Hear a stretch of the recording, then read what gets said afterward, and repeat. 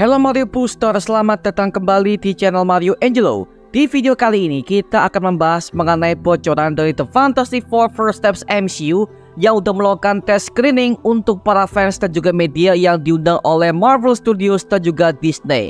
Dan ternyata mereka membocorkan banyak sekali adegan baru dan juga post-credit scene yang akan mengandung spoiler warning untuk konten ini cuy. Oke?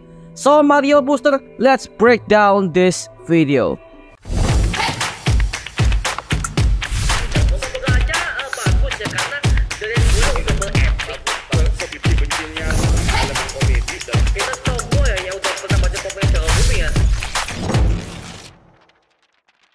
Oke, sebelum kita mulai bahas konten ini, kita wajib kasih peringatan spoiler alert terlebih dahulu buat kamu yang gak suka mengenai isi leak dan juga spoiler dari project The Fantastic Four First Steps MCU.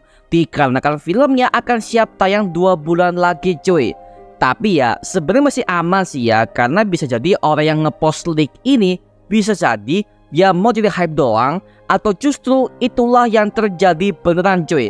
Karena biasanya kalau Marvel udah kebocoran mengenai sebuah adegan baru atau sebuah post-credit scene baru di para fansnya, pasti itu akan kejadian beneran dan sesuai kepada prediksi fans tersebut.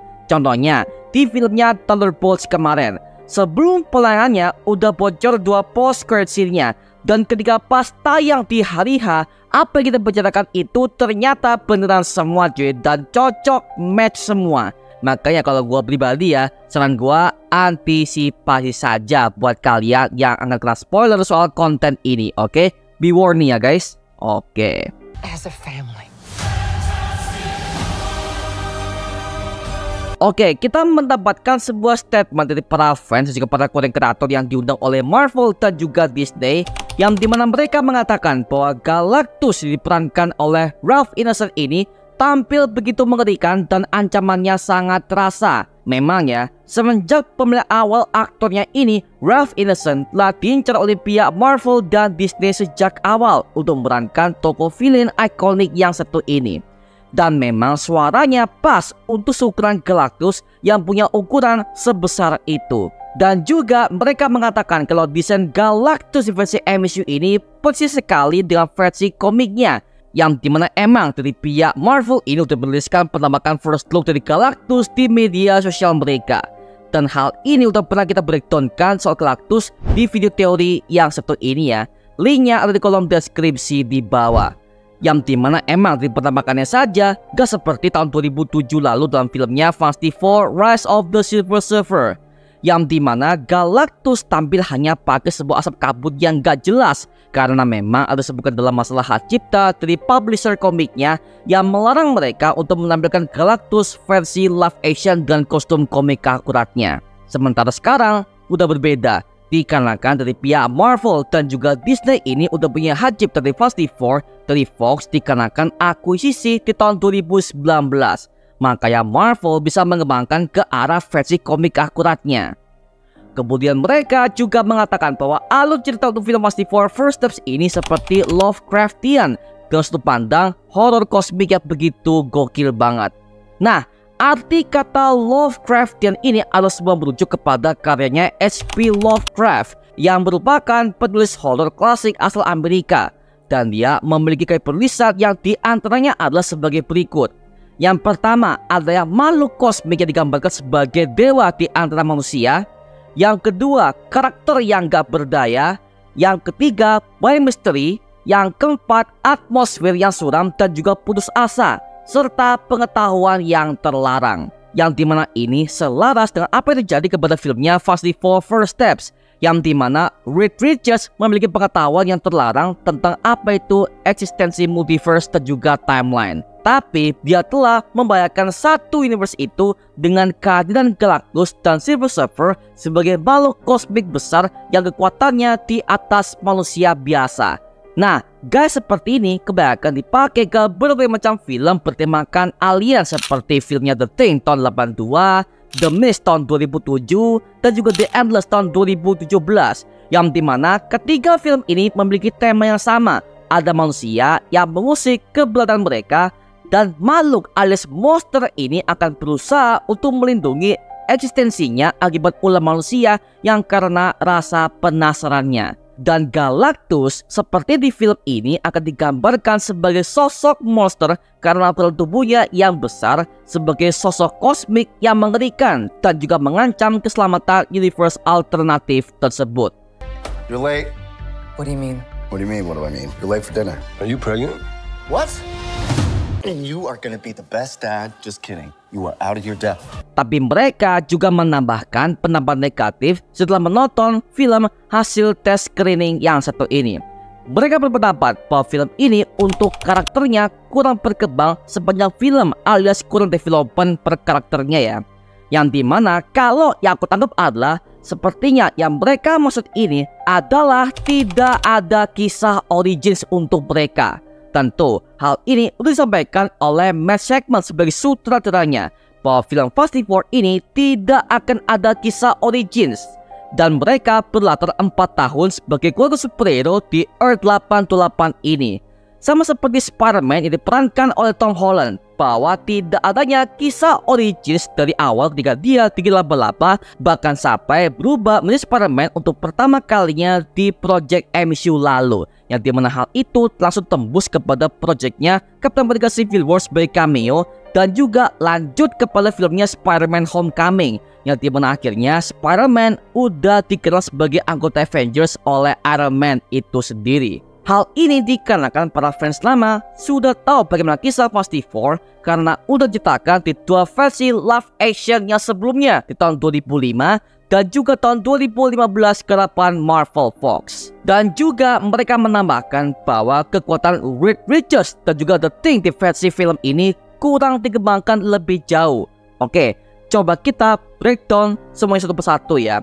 Kalau Reed Richards ini sebenarnya dia adalah manusia elastis sekaligus pemimpin bagi tim Fast and Furious ini, yang dimana memang sepanjang karir dia sebagai ilmuwan dia hampir nggak pernah menggunakan kekuatannya sebagai manusia elastis karena kebiasaannya orang ini selalu bergerak di balik layar dan menggunakan perhitungan matematis dan juga ilmu fisika yang ia miliki untuk melawan musuh yang mengancam keselamatan multiverse Marvel. Jadi ya menurutku ya hal ini adalah hal yang sangat wajar karena dari awal film ini fokus kepada pengembangan Reed Richards sebagai seorang ilmuwan jenius yang terobsesi dengan keberadaan multiverse Marvel. Jadi ya scene yang kebanyakan adalah ketika dia menghitung sebuah probabilitas dan juga mengkalkulasikan, semuanya lebih condong ke film ini sebagai bentuk development karakternya ketimbang aksi bertarungnya tersebut seperti versi komiknya. Yang dimana komen seperti ini membuat kita ingat kepada filmnya The Batman karya Matt Reeves,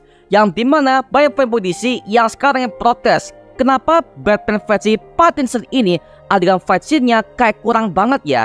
Karena memang Matt Reeves sebagai sutradaranya udah mengatakan bahwa dia ingin memperlihatkan Batman sebagai detektif terhebat dan juga terpintar dalam memecahkan berbagai macam masalah. Maka sebuah adegan ketika ada lagi fight scene dengan full combat dan juga bagaimana full letakannya, semuanya hampir dihilangkan sepanjang film untuk mendevelopkan Batman sebagai detektif terhebat untuk film The Batman karya Matt Reeves yang satu ini ya.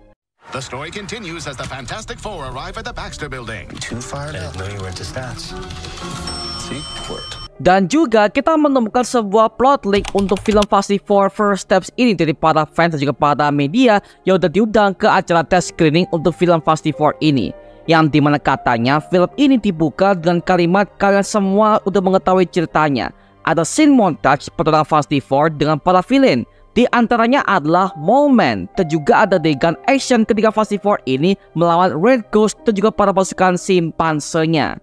Kembali ke Baxter Building, yang dimaksud Storm akhirnya mengetahui bahwa dia sedang hamil. Dan ketika Fast and Furious untuk melakukan sebuah persiapan untuk kelahiran bayi mereka, tiba-tiba Shia LaBeouf datang dengan peringatan bahwa plan mereka akan segera mati. Fast and Furious akhirnya memutuskan untuk pergi ke luar angkasa untuk mengejar Shia LaBeouf, dan dia membawa tim Fast and Furious menuju ke Galactus yang berada di kapal raksasa termakan semua berbagai macam planet di universe Earth 828 yang satu itu. Nah, akhirnya Galactus setuju untuk mengampuni bumi, tapi sebagai gantinya anak mereka harus tubalkan kepada Galactus. Tapi tentu saja Fantastic Four menolaknya dan bertarung melawan Silver Surfer sebagai The Herald of Galactus. Dalam pertarungan, Shia LaBeouf ini terlempar ke wormhole yang dimana dia merasa waktu berjalan selama sebulan, sementara bagi tim Fantastic Four ini hanya berjalan selama beberapa menit. Di saat Shia LaBeouf nggak ada, akhirnya si Reed ini membuatkan sebuah rencana untuk menteleport bumi jauh dari Galactus. Tapi masalahnya, si Shia LaBeouf ini akan kembali dan menyabotase teknologi teleportasi milik Reed Richards, yang dimana Fantastic Four ini harus memutar otak mereka, dan sekarang mereka punya rencana kedua yang dimana planningnya adalah menteleport Galactus jauh dari bumi. Dengan menyadari berbagai macam plot yang terjadi, Shia LaBeouf akhirnya berkhianat dari Galactus dan pergi menghilang entah kemana. Dan akhirnya Galactus tiba ke bumi, yang dimana akhirnya ada sebuah scene final fight di mana Sue Storm ini menggunakan kekuatannya untuk menciptakan sebuah meteor energi yang besar dan mulai mendorong Galactus menuju ke portal buatan Reed Richards ini. Dan tiba-tiba Shia LaBeouf kembali dan membantu Sue Storm untuk mendorong Galactus ke portal bersama juga dengan Shia LaBeouf sendiri, dan mereka berdua menghilang entah kemana. Yes, we are. Your planet is now marked for death. It's my fault. Oke, sekarang kita akan bahas mengenai post-credit scene-nya, yang dimana para fans udah angkat bicara soal hal ini dan berkata, di adegan itu memperlihatkan Sue Storm yang baca buku untuk Franklin Richards, putranya. Dan ketika dia bangun, dia melihat bahwa ada sosok berjubah berarmor, yaitu adalah Dr. Doom yang memegang topeng di tangan kanannya dan duduk di sebelah Franklin Richards yang masih bayi itu. Nah, katanya kemunculan Dr. Doom di versi film ini adalah dia memakai jubah hijau seperti pada versi komik originalnya. Dan wajah Victor Von Doom ini terlihat rusak dan terbakar sedikit. Yang dimana hal itu membuat gua callback kepada kisah di versi komiknya, yang dimana Victor Von Doom ini pernah berusaha untuk menyelamatkan jiwa ibunya yang terkurung di dimensi neraka akibat perjanjiannya dengan iblis Mephisto. Tapi Victor itu malah gagal dan wajahnya terbakar separuh. Dan karena itulah si Victor Von Doom itu memegang mantel sebagai Dr. Doom untuk pertama kalinya di versi komik. Apalagi di versi MCU itu, Mephisto akan muncul pertama kali di Ironheart series yang diperankan oleh aktor Sacha Baron Cohen sebagai bentuk jembatan kepada filmnya Avengers Doomsday dan juga Secret Wars mendatang. Jadi emang plot seperti ini mungkin saja akan diangkat ke versi filmnya sebagai bentuk film utama dari Dr. Doom sebagai ancaman utama untuk multiverse Marvel. Dan memang dari awal Dr. Doom itu untuk mengincar Franklin Richards yang pernah kita lihat di versi gambar bocoran leaknya di beberapa bulan yang lalu ya, yang dimana ada kabar Dr. Doom yang udah menikah dengan Sue Storm dan juga Franklin sebagai anaknya yang berumur 5 tahun. Dan si Reed ini akhirnya jadi tersangka utamanya di lokasi itu ya, karena emang Dr. Doom itu berniat untuk memanfaatkan Franklin ini sebagai mutant level Omega untuk menciptakan universe alternatif, yang dimana dia adalah penguasanya sebagai God of the Multiverse yang baru untuk menggantikan Loki yang udah ia bunuh di filmnya Avengers Doomsday mendatang. Dari sinilah Dr. Doom itu akan mendapatkan kekuatannya sebagai God Emperor Doom dengan jubah putihnya serta armor yang begitu agung seperti pada versi komik tahun 2015 karya Jonathan Hickman. Wow, makin gila ya. Tapi lagi-lagi ini cuma sekedar leak dari para penonton yang udah menonton hasil tes screeningnya. Ingat ya, hasil tes screening bukan versi finalnya, karena emang tes screening ini adalah sebagai bentuk footage awal film yang sekitar 70% sudah diedit, tapi sisanya belum diselesaikan. Siapa tahu ketika rilis di publik itu akan ada berbagai macam adegan yang di-cut dan juga ditambahkan untuk menyesuaikan plot cerita yang jauh lebih rapi dan juga tidak kemana-mana. Yang dimana film ini akan siap tayang pada tanggal 25 Juli tahun 2025 mendatang guys ya. Wow, makin gokil nih.